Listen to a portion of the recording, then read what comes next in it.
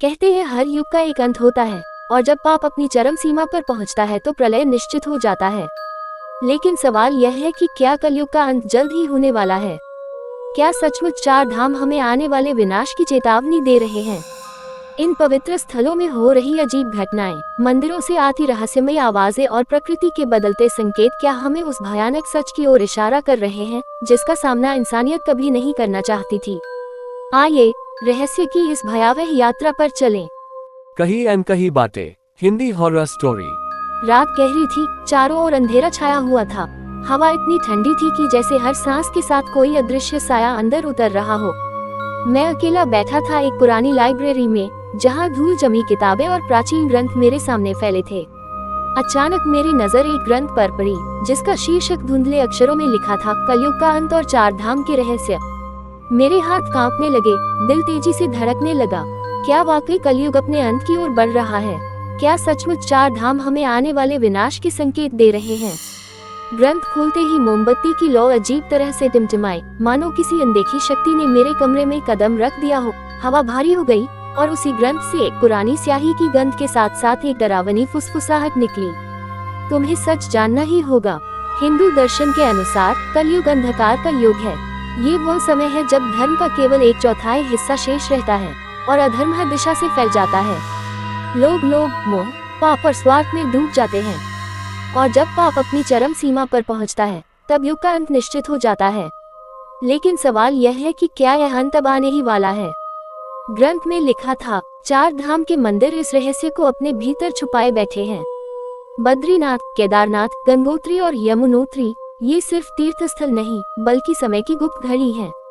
जब इन धामों में अजीब घटनाएं घटने लगेंगी, समझ लेना कि कलयुग की घड़ी टिक टिक करने लगी है। मैंने पढ़ना जारी रखा और अचानक एक ठंडी हवा चली, किताब के पन्ने खुद ब खुद पलटने लगे और मेरी आंखों के सामने एक कहानी उभर आई, एक ऐसी कहानी जिसे सुनकर मेरी रूह कांप उठी। कहा जाता है कि जब महाप्रलय आएगा तो सबसे पहले संकेत केदारनाथ धाम से मिलेगा। कुछ साधुओं ने दावा किया है कि हाल के वर्षों में रात के समय मंदिर के अंदर से अजीब आवाजें सुनाई देती हैं। कोई रोता है, कोई चिल्लाता है और कभी लगता है जैसे सैकड़ों आत्माएं एक साथ शाप दे रही हों। एक साधु ने ग्रंथ में लिखा था, मैंने खुद देखा, मध्यरात्रि में मंदिर के भीतर शिवलिंग से धुएं जैसी परछाइयां निकल रही थीं और वे परछाइयां मुझसे कह रही थी, समय निकट है, सब नष्ट होगा। ये पढ़कर मेरी रीढ़ की हड्डी में ठंडक दौड़ गई।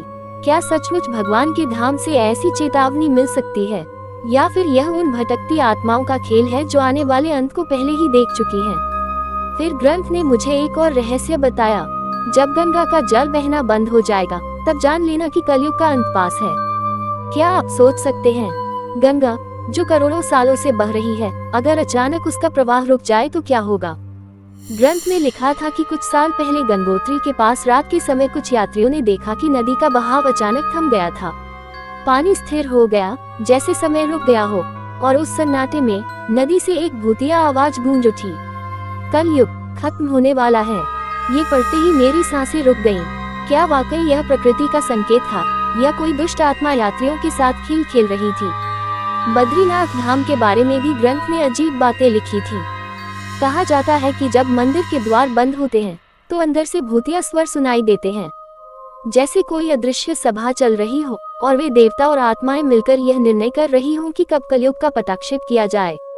एक पन्ने पर लिखा था, एक बार जब पुजारियों ने द्वार खोला तो उन्हें शिव पार्वती की मूर्तियों के पीछे किसी काले साए के निशान मिले, मानो कोई प्रेत वहां खड़ा था और सब देख रहा था। क्या यह महज संयोग था या चार धाम सचमुच आने वाले महाप्रलय की पटकथा लिख रहे हैं? यमुनोत्री धाम का जिक्र आते ही मेरे दिल की धड़कन तेज हो गई, क्योंकि ग्रंथ में लिखा था, जब यमुना का जल लाल हो जाएगा तब समझ लेना कि विनाश द्वार पर है। कहा जाता है कि कुछ समय पहले यमुनोत्री के कुंड में जल का रंग अचानक लाल हो गया था और वहां मौजूद तीर्थयात्रियों ने साफ सुना कि जल से किसी स्त्री की चीख निकल रही थी, बचाओ, अंत आ रहा है। ये पढ़ते ही मेरा पूरा शरीर कांप उठा।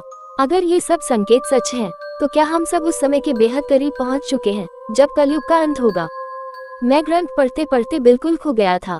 हर पन्ना मेरे भीतर डर और रहस्य का नया तूफान पैदा कर रहा था। अचानक मोमबत्ती बुझ गई, कमरा अंधेरे में डूब गया और एक साया मेरे सामने खड़ा था।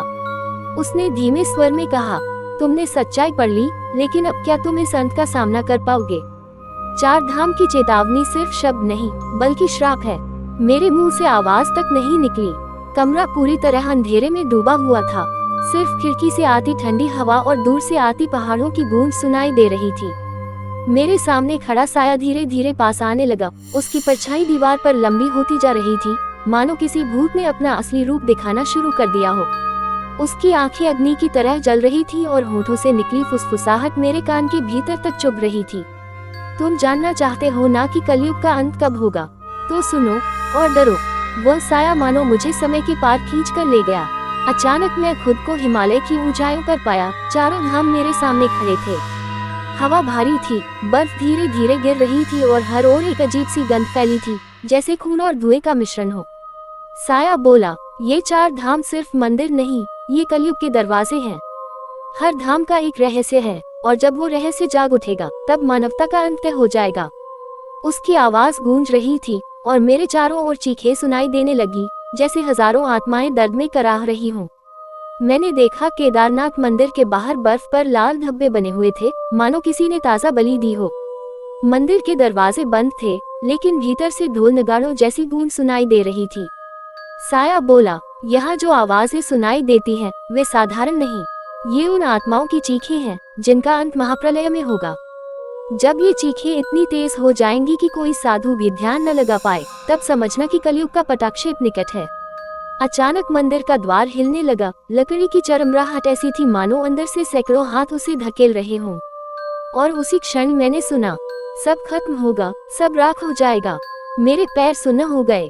फिर मैं गंगोत्री पहुंचा। नदी शांत थी, लेकिन उसका मौन डरावना था। सामान्य दिनों में गंगा का प्रवाह गर्जना करता है, लेकिन उस समय ऐसा लग रहा था जैसे नदी मृत हो गई हो। साया ने मेरे कान में फुसफुसा कर कहा, गंगा माँ भी इस कलयुग से थक चुकी हैं। जब उनका प्रवाह थम जाता है, तब आत्माएं अपनी भाषा बोलती हैं। ध्यान से सुनो। मैंने झुककर सुना, और सचमुच पानी से अजीब आवाजें उठ रही थी। मनुष्य लोभी हो चुका है, मनुष्य दानव बन चुका है, अब न्याय होगा। अचानक पानी से एक हाथ बाहर निकला, काला सड़ा हुआ हाथ। उसने मेरा टखना पकड़ लिया और खींचने लगा। मैं चीख उठा, छोड़ दो मुझे। लेकिन तभी साया गरजा, डरो मत, ये तो बस आने वाले अंत का संकेत है। इसके बाद मैं बद्रीनाथ पहुंचा।